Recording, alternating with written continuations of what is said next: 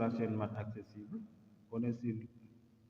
Je vais lancer une série d'exercices sur le calcul vectoriel pour les élèves de seconde S.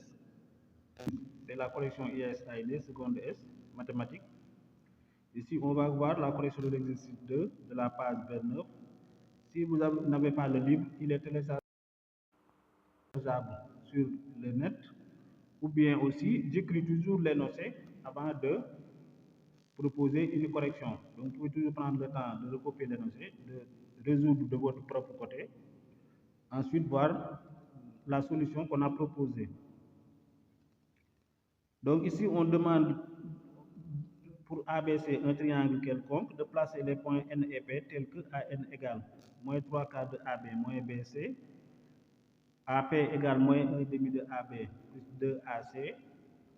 Ensuite, de placer les points N et P, d'exprimer le vecteur AP en fonction des vecteurs AB et BC, pour enfin en déduire que les points A, N et P sont alignés. Donc, on peut commencer par construire la figure. Et ici, pour une construction de figure, si aucune distance n'est, si on n'a pas imposé les longueurs des côtés du triangle ABC, il ne faut pas fermer d'emblée la figure. Par exemple, ici on a dit AN c'est moins 3/4 de AB, moins BC. AP c'est moins 1/2 de AB plus 2AC. Si on avait dit par exemple 4 tiers, AN c'est 4 tiers de AB, et que vous voulez placer 4 tiers de AB, en fermant la figure, ce ne sera pas facile d'avoir la valeur exacte de 1 tiers pour avoir ensuite la valeur exacte, la position exacte du point 4 tiers. Ou bien si on voulait 2/7 de AB, etc. Donc pour avoir ça, puisque la distance AB n'est pas donnée, il faut construire une demi-droite. Et vous regardez bien ici, on a le vecteur AB et ici le vecteur AB. Donc, on peut mettre l'origine de notre demi-droite, c'est le point A. Et on prend des distances qui vont nous permettre d'avoir 3/4 et 1/2. Si on voulait avoir aussi 2/7 de AB, je prends des distances qui vont me permettre d'avoir 1/7 de AB, ensuite 2/7 de AB. C'est-à-dire que je peux prendre des multiples de 4 ici, ou bien je prends des multiples de 7 si je voulais diviser par 7. Bon, je précise aussi qu'il y a une autre façon pour avoir la position exacte du point. Mais l'essentiel, c'est de ne pas fermer si les distances de longueur AB, AC et BC ne sont pas imposées. Donc, je vais placer un point, par exemple A, et je construis une demi-droite.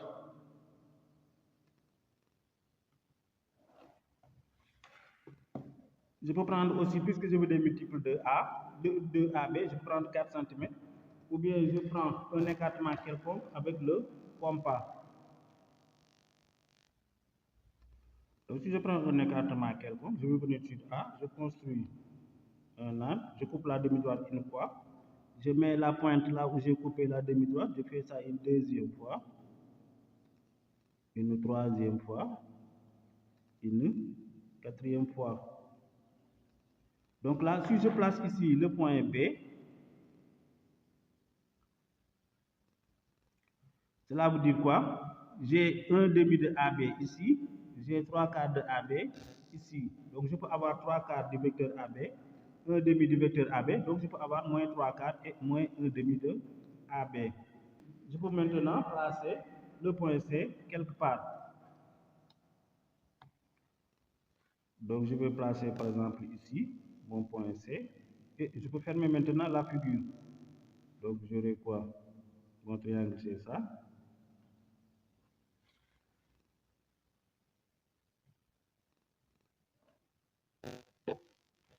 Voilà, maintenant, pour placer le point N, on a dit quoi? C'est moins 3/4 de AB. 3/4 de AB, c'est ça. Donc, je vais prolonger dans l'autre sens, la droite.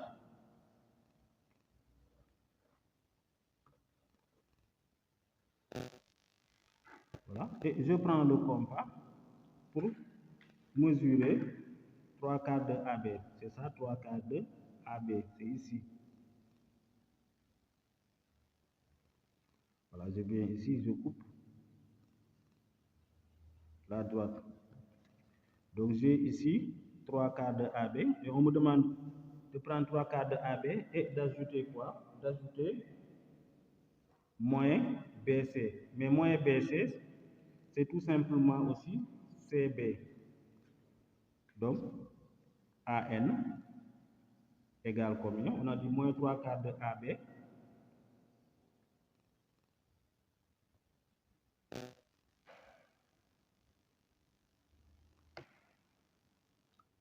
Moins BC. Donc c'est moins 3/4 de AB plus CB. Et là, j'ai le vecteur CB. Voilà, donc qu'est-ce que je fais? Je vais venir ici, j'ajoute le vecteur CB. Je peux utiliser encore le parallélogramme, c'est-à-dire j'ai ici CB.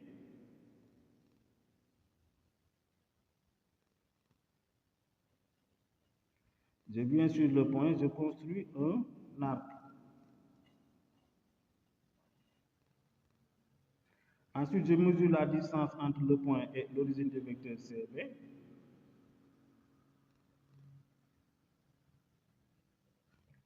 Voilà, je viens sur B, je vais couper l'arc ici. Donc sur ce point-là, on a quoi? On a 3/4 de AB plus CB. Donc c'est le point N.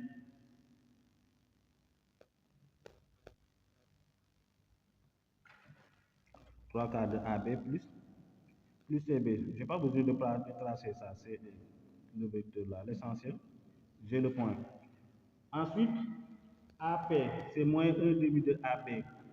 Moins 1/2 de AB, c'est 1/2 de AB, c'est ça. Donc je vais venir ici.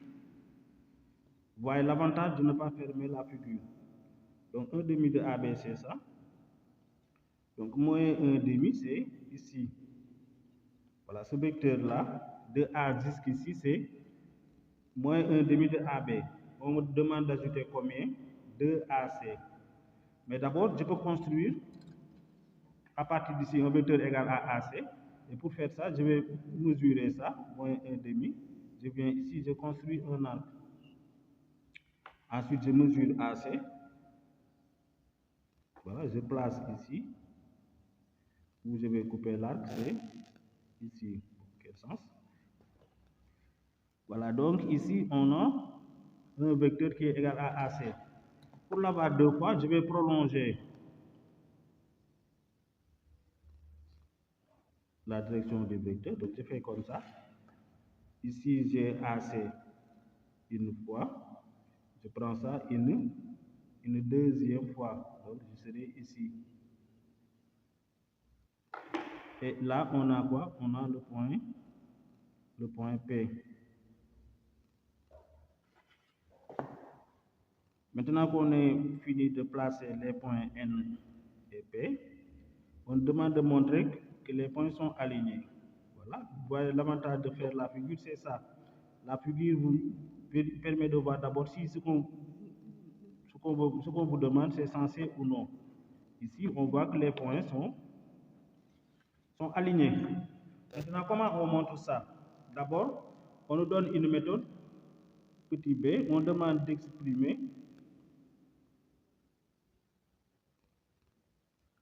AN, non plutôt AP, en fonction de AB et BC. Voilà. Le problème fondamental que vous rencontrez lorsque vous voulez montrer, vous avez un problème d'alignement, c'est ça. C'est-à-dire comment vous manipulez les vecteurs jusqu'à ce que vous trouviez ce qu'on vous demande. C'est-à-dire ici, on veut montrer que les points A, N et P sont alignés. Donc, il faut voir comment vous obtenez une relation, par exemple, entre AP et AN, ou bien PN et AP, ou bien PN et AN, etc. L'essentiel, vous avez des relations, une égalité entre les vecteurs que vous obtenez à partir des points AN ou P seulement. Et pour faire ça, je rappelle, on a quoi? AN égale moins 3 quarts de AB moins BC. AP égale moins 1 demi de AB plus 2 AC. Cette question-là, c'est simplement une façon de vous guider, mais même si ce n'était pas posé, pour montrer l'alignement, prenez toujours le triangle là, ABC, et prenez deux vecteurs quelconques sur le triangle. Par exemple, ici, on nous demande de prendre AB et BC. Mais on peut prendre aussi AB et AC, on peut prendre BC et BA, on peut prendre CA et CB. Ce qu'on n'a pas dit ici, c'est-à-dire qu'on prend un repère du plan. Donc, quand on est sur deux vecteurs quelconques qui vous permettent d'avoir un repère et essayer d'exprimer les vecteurs que vous avez au départ en fonction de ces vecteurs-là. Par exemple, ici, on nous a dit AB et BC. Puisqu'il y a d'abord AB, il y a BC aussi pour AN, donc il n'y a pas de problème. Si on prend AP, et c'est ça la question, AP égale combien? Moins 1 demi de AB plus 2 AC. Mais vous savez qu'avec la relation de charge, je peux écrire moins 1 demi de AB plus 2. Et j'ai introduit le point que je veux. Je veux BC et AB. Donc le point B suffit. Je vais obtenir AB plus BC. Ça va donner quoi? Moins 1 demi de AB plus 2 AB. Maintenant plus 2 BC. Si on réduit ici le vecteur moins 1 demi de AB plus 2 AB, c'est moins 1 demi de AB plus 4 demi de AB, ça fait 3 demi de AB plus 2 BC. Voilà, on a donc montré, exprimé AB en fonction de AB et AC. Une fois que vous avez fini de faire ça, exprimer AN en fonction de AB et BC, exprimer AP en fonction de AB et BC. Je répète aussi, il était possible d'exprimer AP en fonction de AB et AC, exprimer AN en fonction de AB et AC. L'essentiel sur les deux vecteurs AN et AP, vous prenez aussi deux vecteurs, par exemple AB et AC, ou bien AB et BC. Vous prenez les relations, on a quoi? Ça c'est la dernière question, je vais vous montrer l'alignement. AN égale combien? Moins 3 quarts de AB moins BC. Si je multiplie par moins 4, j'obtiens quoi? Moins 4 AN égale 3 AB plus BC. AP égale combien? Moins 1 demi de AB, non, 3 demi. 3 demi de AB plus 2 BC. Si je multiplie par 2, j'obtiens quoi? 2 AP égale 3 AB plus 4. Bon, ici je vais multiplier par moins 4, donc j'obtiens ici 4 BC. Ici, si je multiplie par 2, j'obtiens 3 AB plus 4 BC. Vous pouvez regarder qu'à droite, on a la même expression, ou bien simplement vous faites la différence. Si on fait la différence, on obtient quoi?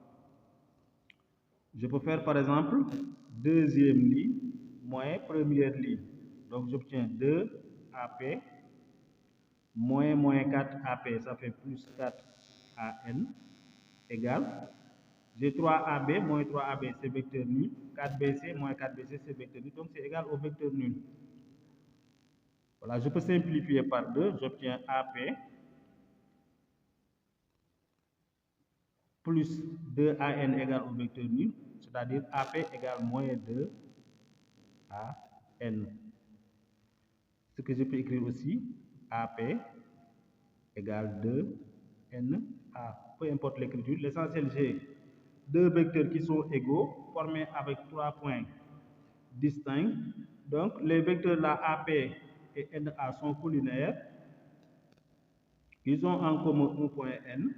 Donc, tous les points appartiennent à la même droite. D'où, mais ça suffit de dire que AP égale 2NA ou bien égale moins 2AN. Suffit pour dire que les points sont alignés. Donc, A, N et P sont alignés. Merci de vous abonner si ce n'est pas encore fait. Et faites-nous le maximum de partage. Ça va permettre aux autres de découvrir la chaîne.